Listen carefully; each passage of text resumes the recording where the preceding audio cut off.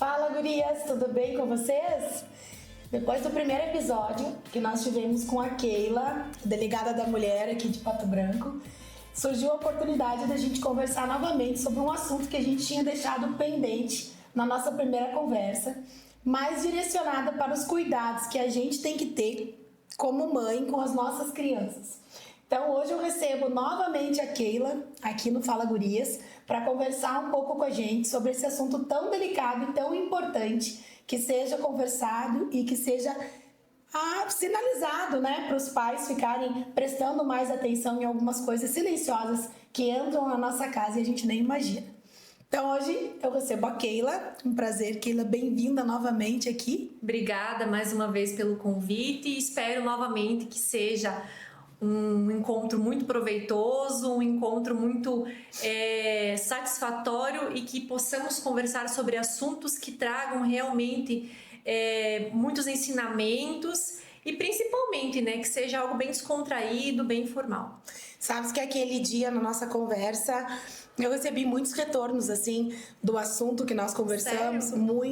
Muitos assim de nossa, depois que eu assisti eu percebi que a minha sogra vive esse tipo de relacionamento, ela mora no interior e tal, né? Recebi outras de mulheres que pensando assim, sabe que eu vou começar a pensar mais em mim, fazer coisas por mim. Então assim, sempre a gente acrescenta, né, conversando sobre esses assuntos. E hoje, especificamente, a gente vai conversar sobre um assunto que, para quem é mãe, é aterrorizante, né?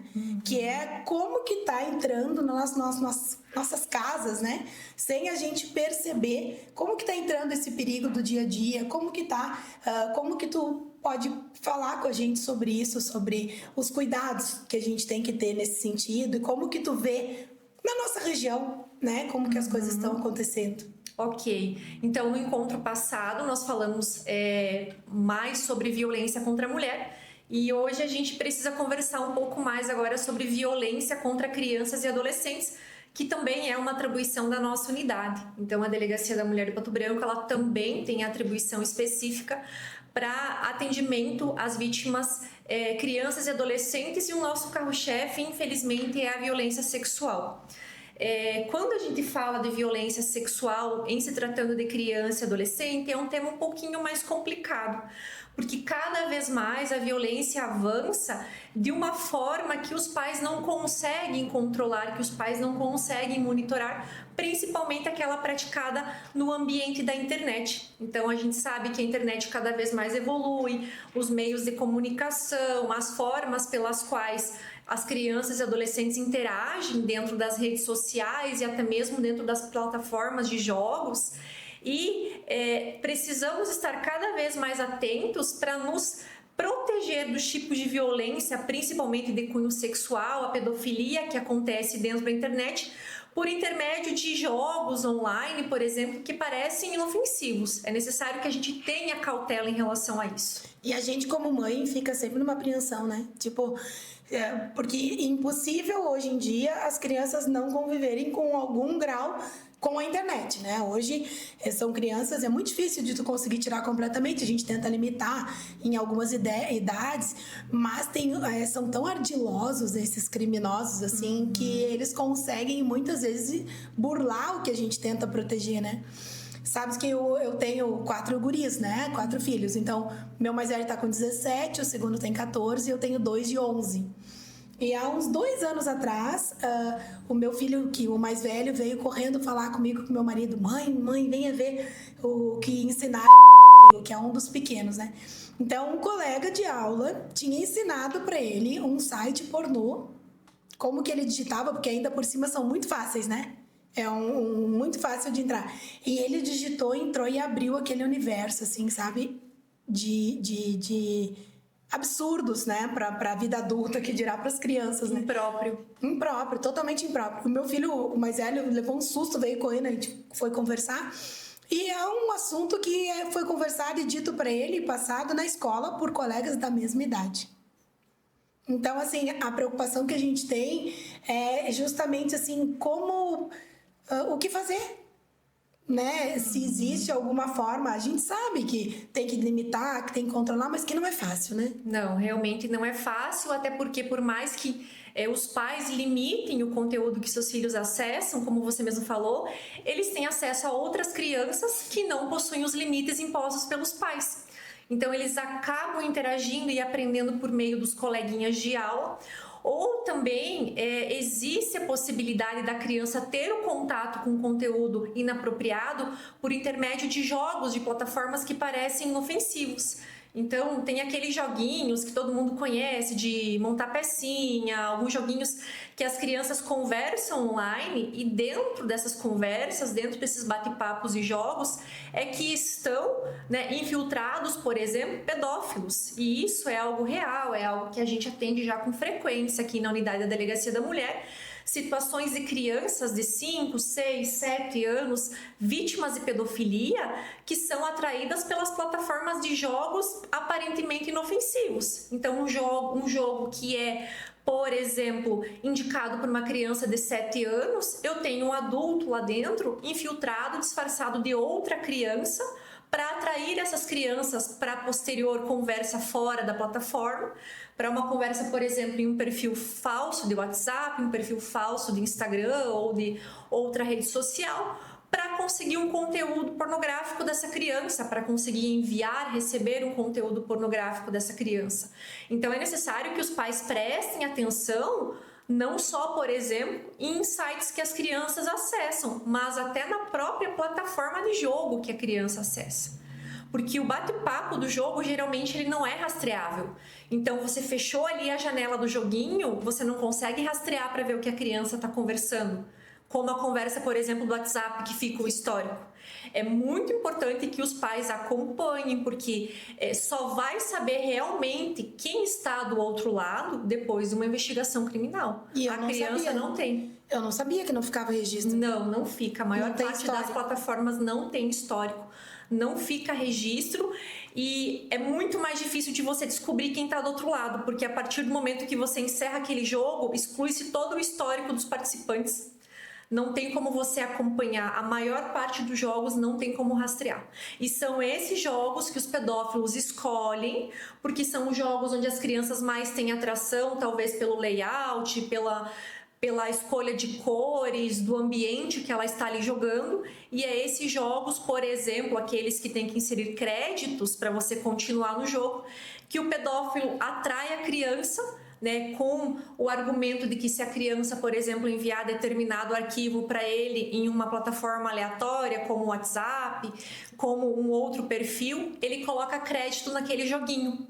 E a criança inocente, achando que aquilo é normal, que aquilo é um benefício para ela continuar jogando, para ela continuar passando de fase, por exemplo, ela acaba, infelizmente, enviando material pornográfico para o pedófilo.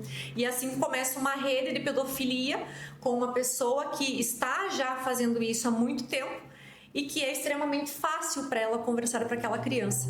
Quando o pai, quando a mãe percebe, a criança já é vítima há muito tempo, infelizmente. Nossa, é assustador, né? A gente, como mãe, é assustador de te ouvir falar, assim, e a gente vê muito em novelas, né, que relatam situações assim e outros filmes, mas sempre se pensa assim, tá longe, né? Não, isso não acontece aqui em Pato Branco, isso não tá perto dos nossos filhos, é outra realidade. Mas não, né? Tá em todo lugar. E aqui em Pato Branco mesmo tem vários casos. Inclusive, na data de ontem, a gente fez uma operação visando o combate à pedofilia e pegamos vários casos muito semelhantes, com vários pedófilos que foram localizados em outros estados, porque a maioria desses criminosos, eles fazem isso à distância, então não necessariamente que o autor vai estar aqui, a vítima está aqui, mas o autor pode estar a quilômetros, milhares de quilômetros em outros países, inclusive, né, arrebatando essas vítimas para a prática da pedofilia. E por que a gente deve se precaver, se proteger e proteger as nossas crianças? Porque a gente não sabe com quem elas estão conversando. A gente não sabe em que mundo elas estão vivendo dentro da internet. A internet é algo desconhecido para nós pais e é muito mais fácil a gente monitorar para evitar que isso aconteça do que a gente conseguir localizar posteriormente. Eu, inclusive, acabei excluindo a minha rede social, eu tinha Instagram, eu acabei excluindo porque eu também fui vítima de um crime cibernético, eu também tive as minhas fotos extraídas do meu perfil normal no Instagram, que era um perfil bem simples, não compartilhava com muitas pessoas. Mas como eu sou uma pessoa aparentemente pública, que sempre estou trabalhando com essa parte de prevenção, palestra, eventos, teve uma pessoa em específico que morava em Portugal, que utilizou as minhas fotos para criar um perfil, para utilizar a minha imagem, a minha pessoa, para conseguir aliciar crianças, para enviar fotos. Infelizmente. Porque como não conseguia, né, com outra conversa, outra história, outra invenção, né, acabou utilizando as minhas fotos, que era uma pessoa ligada diretamente à Delegacia da Mulher, que cuidava de crianças, que fazia esse atendimento para facilitar a ação de pedofilia.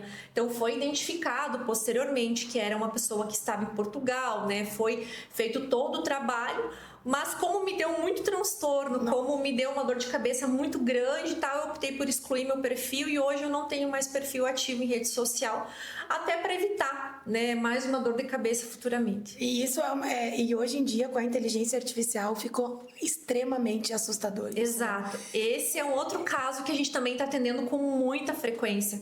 O uso das imagens das pessoas por intermédio da inteligência artificial para a criação de vídeos e fotos íntimas que não existem na realidade. Então eu peguei lá a foto da Raquel numa imagem institucional dela lá, que ela está fazendo uma divulgação do trabalho dela como médica. Eu utilizei o rosto dela por intermédio da inteligência artificial, eu criei um corpo nu da Raquel, ou um vídeo utilizando o rosto dela, e hoje a inteligência artificial consegue fazer até o movimento do rosto, da boca, dos olhos, e eu utilizo esses vídeos para monetizar em sites que pagam pelo conteúdo também. Nós pegamos vários casos, várias vítimas, inclusive em municípios aqui ao redor de Pato Branco, de pessoas que monetizavam em sites pornográficos, utilizando vídeos produzidos por intermédio da inteligência artificial com fotos de menores de idade, com fotos de meninas, de conhecidas. E nesses casos foi possível identificar realmente quem eram as pessoas que estavam por trás disso e foram responsabilizadas. Mas aquele transtorno que causa para a vítima, para os familiares que realmente não sabem que isso é um recurso criado, por exemplo, pessoas de idade. Como é que tu vai explicar para uma pessoa de 60 anos que não é a imagem da neta dela lá? E é muito perfeito, né? É muito perfeito. É muito perfeito. Sabe que a gente vê que pra gente é muito perfeito, para as pessoas de idade meus pais mesmo falam que às vezes eles contam uma história assim, eu vi que o fulano e tal, de pai, vamos prestar atenção para ver, né, se é isso mesmo, porque é colocada na internet uma história e muitas vezes não é, né? Não tem nada a ver com a pessoa e tal.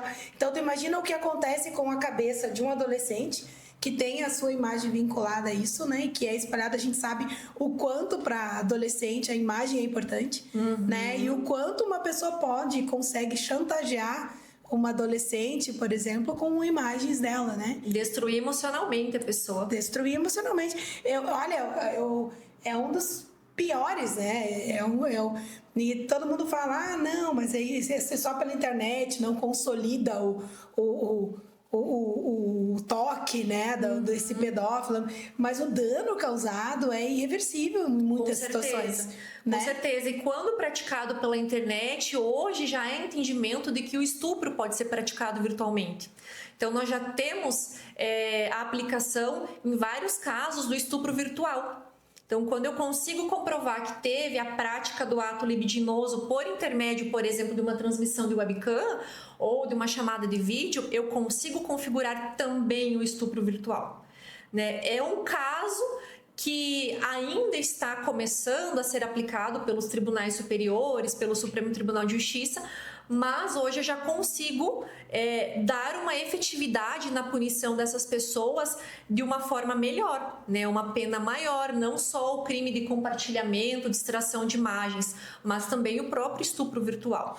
Mas é como a gente conversou, o dano na vítima é muito maior. É muito maior. É muito maior. E assim, pode-se até dizer que hoje em dia não tá tão uma terra de ninguém, porque já tá se conseguindo ter, né, essas regras e tal em relação à internet. Mas uma coisa que é importante que a gente precisa falar até para as gurias que estão nos ouvindo sobre falar para as filhas e falar em casa sobre esse assunto, porque eu já tive meninas do meu consultório, pacientes do meu consultório de 13, 14 anos e que compartilharam uma foto sua, né, íntima, com algum menino, algum amigo da escola, acreditando que aquilo não ia dar em nada, né?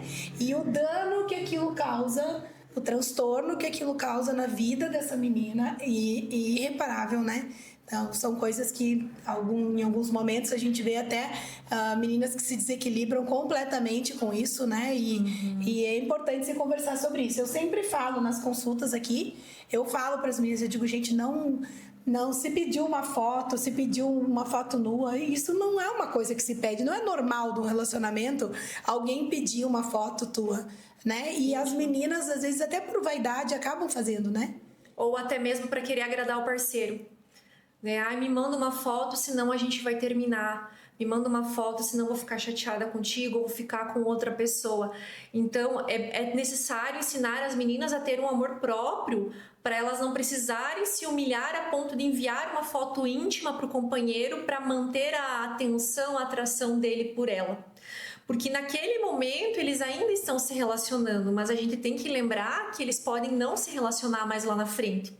E a partir do momento que você envia uma foto para uma pessoa, ela pode salvar em outro dispositivo, pode salvar em uma pasta no celular dela, e lá na frente essa foto vai circular de alguma forma. E não tem como controlar. Não tem como controlar. Eu costumo falar para as pessoas que a gente atende na delegacia que nós não devemos nem tirar a foto com o nosso celular e deixar no nosso celular, porque aquela foto vai para a nuvem. E mais cedo ou mais tarde, alguém vai acessar aquele dispositivo, alguém vai acessar aquela nuvem, aquele conteúdo. Então, por mais que você tire e fique com a foto no teu celular, você corre o risco de perder o celular. Você corre o risco, muitas vezes, de alguém conseguir invadir a nuvem.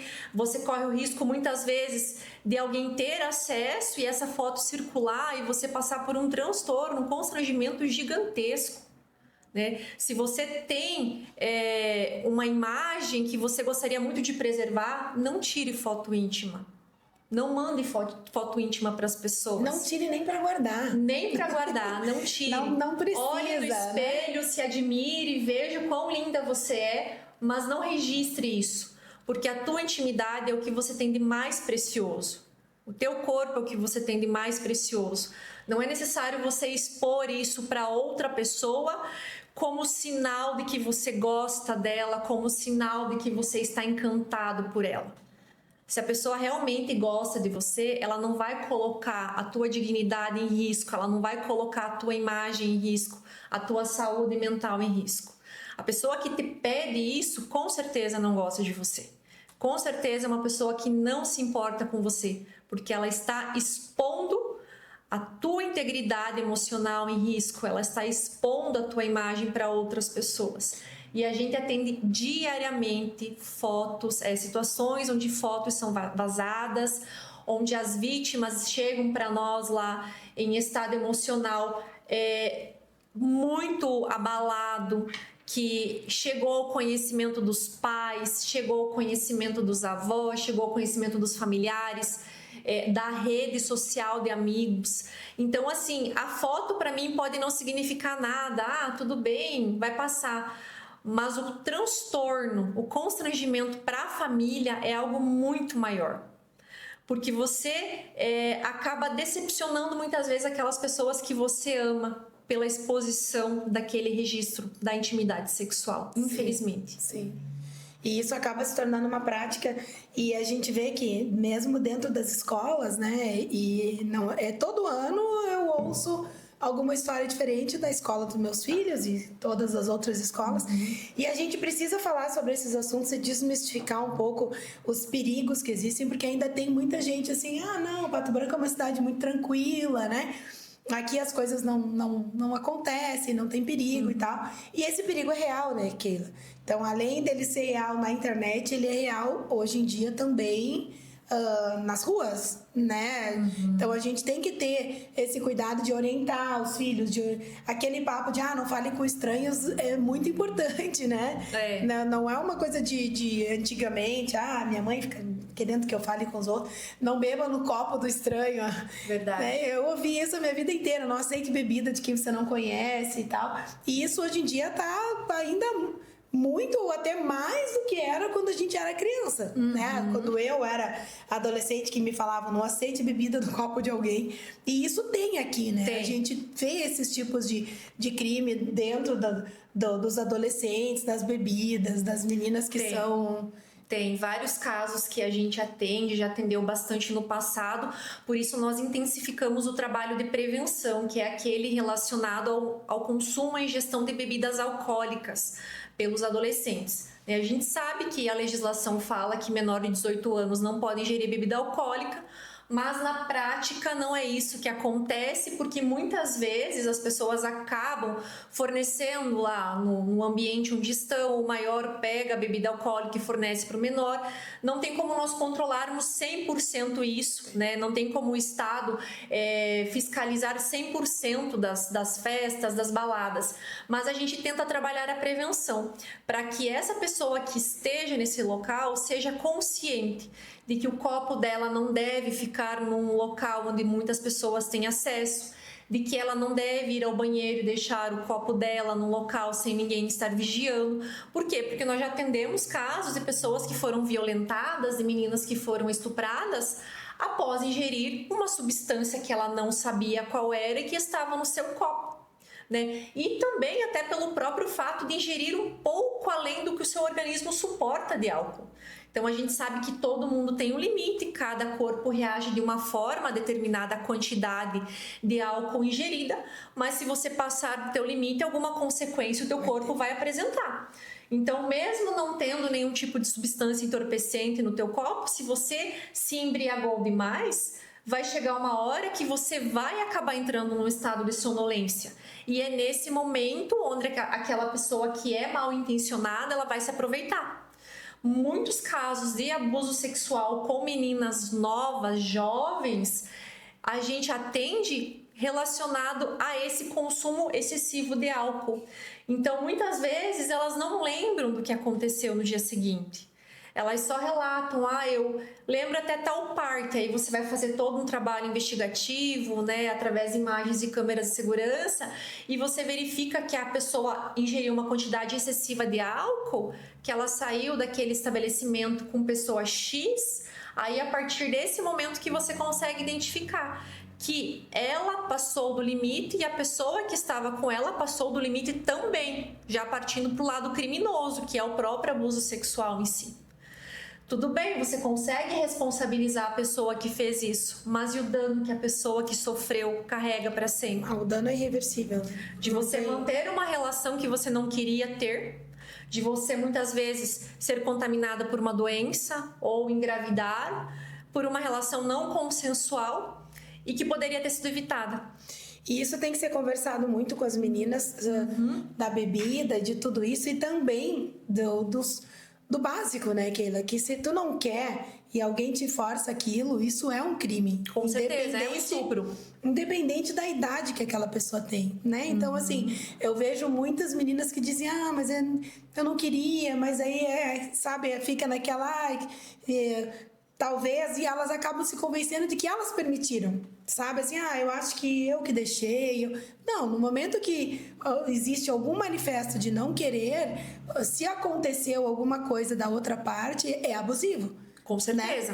Né? Tem que ser desmistificado isso para as meninas, porque muitas delas acham depois que a culpa ainda foi delas, né?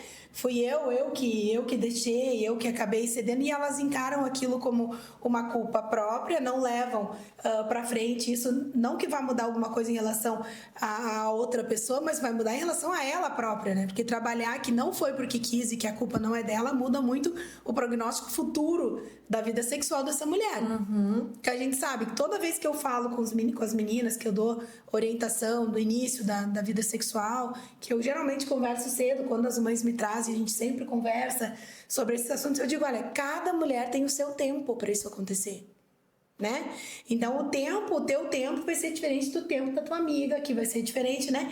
Não significa que porque todas as meninas já tiveram uma iniciação sexual, tu tens que ter também, né? Que isso é muito pessoal, que cada uma vai avaliar o seu momento.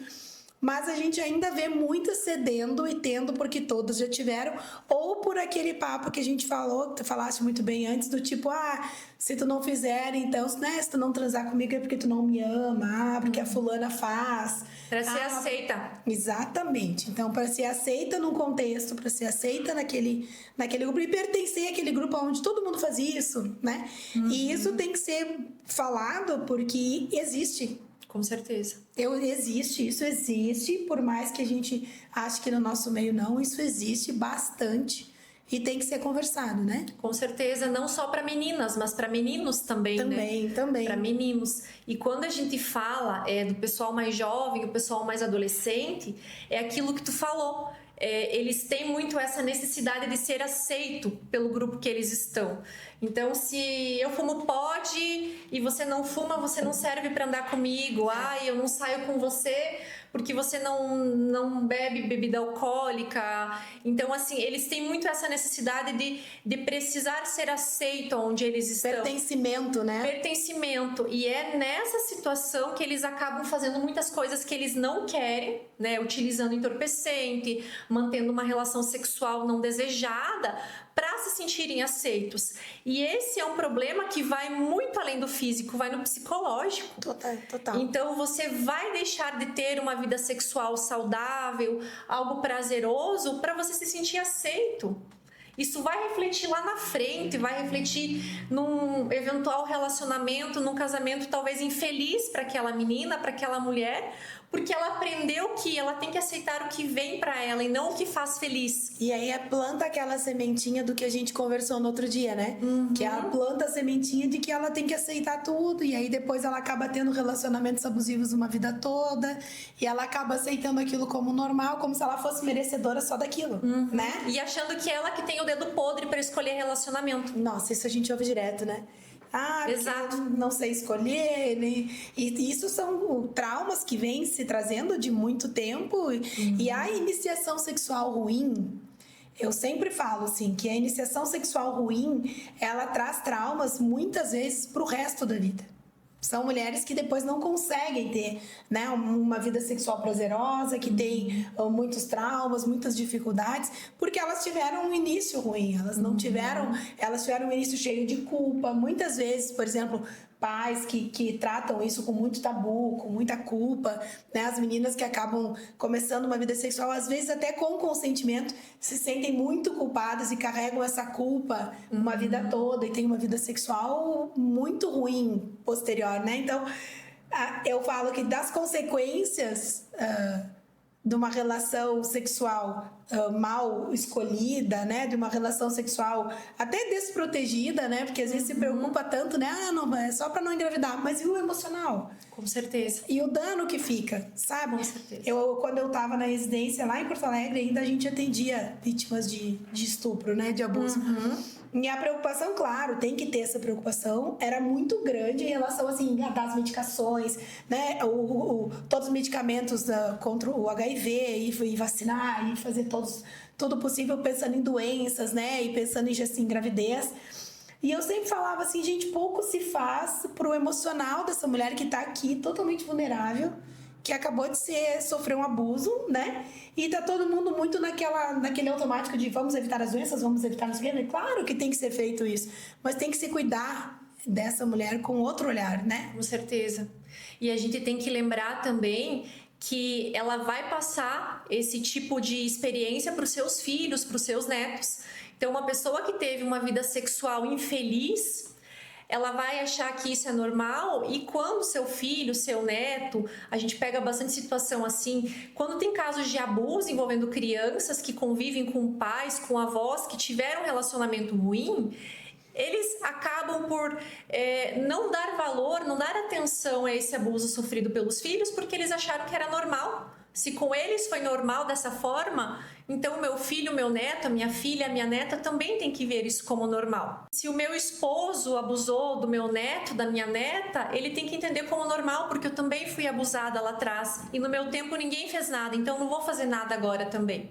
Então a gente tem que criar bons hábitos e acabar rompendo com esses ciclos de violência sexual dentro do ambiente doméstico também.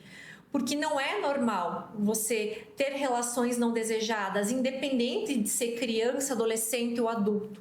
É necessário que a gente entenda, que a gente se conscientize do que realmente é saudável, do que realmente é prazeroso dentro da vida sexual. E a gente precisa falar muito também das crianças sobre não necessariamente tenha que ter o ato sexual em si, né? Com certeza. Às vezes a menina acha que é normal, tipo, aquele tio, aquele amigo do pai ou amigo de alguém que põe no colo, que faz alguma carícia diferente. E a toque, ainda que por cima da roupa. Exatamente. E aí sempre, não, isso não é abuso porque não teve, né, a penetração propriamente dita, não é um estupro, porque então isso tem que ser conversado para as crianças desde muito pequenas, né? Tipo, quem que pode ver você sem roupa, né? Quem que pode fazer isso? Quem pode tocar em você? Isso é uma obrigação nossa, dos adultos, as mães e os adultos saudáveis, né, que querem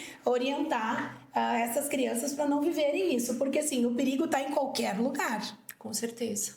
E às vezes é onde a gente menos espera. Na maioria das vezes é onde a gente menos espera. E se a gente não prestar atenção e não for o apoio para essa criança, eles não vão nem conseguir nos contar. Muitas vezes a criança pede socorro e os pais não conseguem identificar, porque eles estão tão preocupados com a rotina de correria da vida deles, estão tão preocupados com o trabalho, com a ocupação, que a criança está pedindo socorro e eles não identificam. Então, muitas vezes, voltando lá no assunto que a gente iniciou aqui a nossa conversa, é mais fácil para o pai e para a mãe dar o celular para o filho se ocupar, para o pai e para a mãe conseguir descansar, assistir TV, ver alguma coisa durante a noite em casa, do que ele dar atenção para o filho. E é nesse momento que ele delega a atenção dele para o celular que o filho acaba sendo vítima de um abusador, porque o abusador com certeza vai dar mais atenção para a criança. E ela vai se sentir acolhida, protegida, entre aspas, pelo abusador, que ela vai ceder aos pedidos dele de automutilação, vai ceder aos pedidos de envio de fotos íntimas. Eu ouvi um comentário de um pai de uma criança que chegou a relatar para mim que ele estava vendo uma conversa do seu filho com um amiguinho e o amiguinho estava propondo alguns joguinhos, alguns desafios para ele. E um desses desafios era: faça um sanduíche apimentado e coma.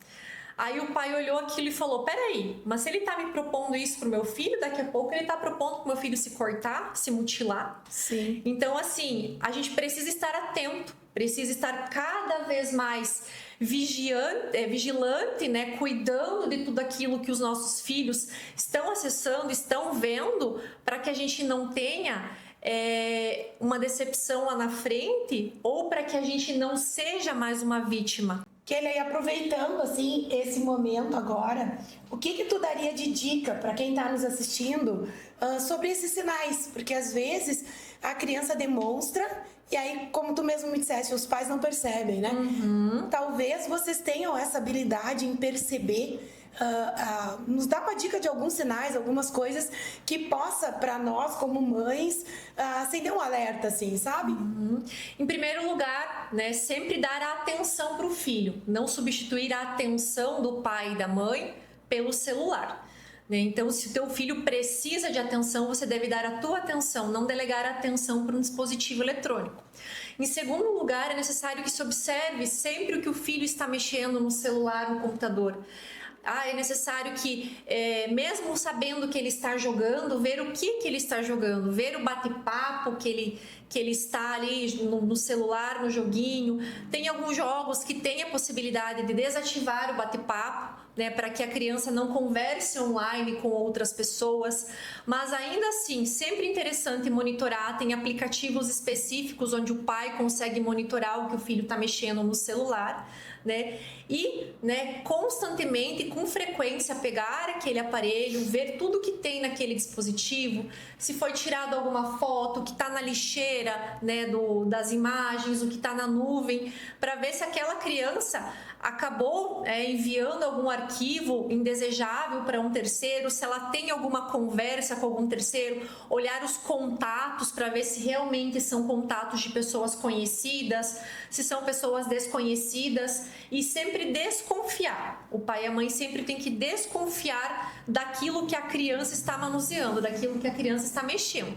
Porque a partir do momento que eu passo a não dar bola, porque a criança está olhando na internet, mexendo na internet, eu estou abrindo mão da minha segurança, né? Nossa, e isso é difícil, né? Isso, e eu tenho que lembrar também de sempre falar para o meu filho, para minha filha, não divulgar informações pessoais nos perfis de internet. Não divulgar aonde que eu moro, que carro que eu tenho, que colégio que eu estudo. Muitas vezes a gente, pensando em reconhecer, em fazer alguma postagem, demonstrando um carinho pelo filho, pela filha, eu vou lá e divulgo na rede social com uniforme, uma foto com uniforme que a minha filha usa do colégio que ela estuda. Então eu estou expondo a minha família de alguma forma. Para mim pode parecer algo inofensivo, mas para alguém que já está querendo alguma coisa, para alguém que já está querendo aliciar a minha criança, o meu filho, eu já estou dando um subsídio a mais para ele ter um acesso ao meu filho. Divulgar também outras informações relacionadas à casa que eu moro, ao endereço que eu moro, a se eu estou em casa, se eu estou viajando. Tudo isso é necessário uma cautela. Porque hoje, com a rapidez das informações, eu muitas vezes estou dando alimento, estou dando subsídio para a pessoa que quer cometer um crime contra mim. Facilitando, né? Facilitando. Eu estou dando tudo que o bandido precisa para cometer um crime. Gente, olha, e ser mãe já é complicado, já é difícil, e com tudo isso, né? Passa muita coisa na cabeça da gente. E várias idades dos filhos, eu sempre fico pensando, né, em quantos momentos já não teve um perigo perto. Então, assim, a solidez da família, né, a solidez dos pais, a conversa franca com os filhos, se mostrar o mais aberto possível, para que essa criança venha e conte quando identificar, quando estranhar alguma coisa nesse sentido. Keila, muito obrigada. Muito obrigada. Mais uma vez. Eu acho que é um assunto super importante e inesgotável, na verdade. A gente poderia conversar muito mais tempo, né, sobre isso, mas eu acredito que essas dicas vão ser muito importantes para quem nos assiste, porque pelo menos a gente já pensa sobre esse assunto e não acha aquele pensamento mágico de que está longe da gente, de que com a gente não vai acontecer, né? Então, muito obrigada pelas tuas dicas, obrigada pelo teu trabalho e obrigada por estar aqui mais uma vez comigo. Eu que agradeço mais uma vez o teu convite, agradeço o pessoal que está nos assistindo e sempre estamos à disposição para esclarecer dúvidas, para um bate-papo. Quem precisar tirar mais alguma dúvida, eu vou pedir para você deixar posterior aí na legenda do vídeo o @ da nossa unidade para a pessoa entrar em contato. A gente sempre está disposto a auxiliar, a orientar no que for necessário. Todo e qualquer tipo de dúvida pode ser sanado conosco, pode ir até a delegacia, pode mandar uma mensagem no Instagram que a gente sempre está à disposição para ajudar. E sempre lembrar que por mais bobagem que tu acha que aquela tua dúvida é, ela não é, né? Se existe essa dúvida para ti, alguém vai poder te orientar, vai poder te esclarecer e muitas vezes tem mães que estão precisando desse apoio, então já sabe que existe essa possibilidade, né? Muito obrigada. Com certeza. Obrigada. Até mais. Obrigada, gurias, pela presença e a gente se encontra num próximo momento.